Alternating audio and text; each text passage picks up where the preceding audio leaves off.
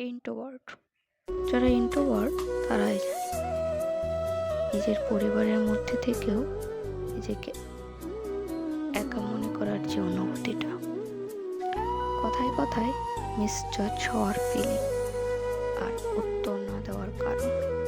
শুধু তাই নয়, নিজের জন্য অনেক ভয়ে ভয়ে থাকতে হয়। এই বুঝে আমাকে নিয়ে কমেন্ট করলো, আমি ইন্ট্রোভার্ট, একা থাকতে আমার ভালো লাগে, বেশি ভিড় আমার পছন্দ না, আমি বেশি কারোর সাথে কথা বলি না। তবে হ্যাঁ, কেউ যদি আমার কমফোর্ট জোন হয়ে যায়, তাহলে আমার থেকে বেশি কথা বলতে পারে সেইটা ভুলে যাবে।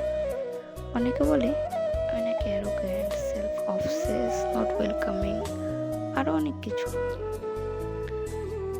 আমার সবার সাথে কথা বলতে ভালো লাগে না, আমি তাড়াতাড়ি কারোর সাথে মিশতে পারি না।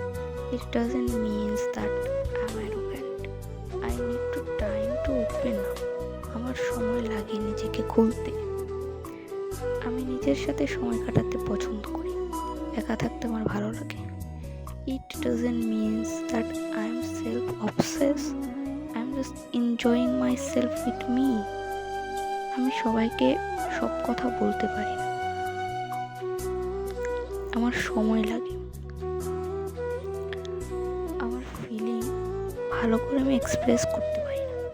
বাড়িতে কেউ এলে আমি বাইরে যাই না, সবার সাথে হেসে হেসে কথা বলতে পারি না। এটাই আমি, ইটস মি।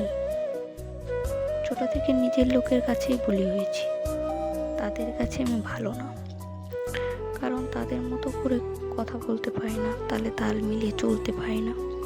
হ্যাঁ, আমার খুব বেশি বন্ধু নেই, সবার সাথে আমি বন্ধুত্ব করতে পারি না। আমি ইন্ট্রোভার্ট, আমি এরকম।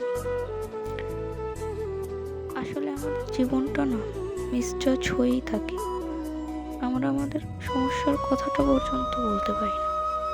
আমরা ইন্ট্রোভার্ট, কেউ বোঝে না যে এটাই আমরা। What it is, that is we are.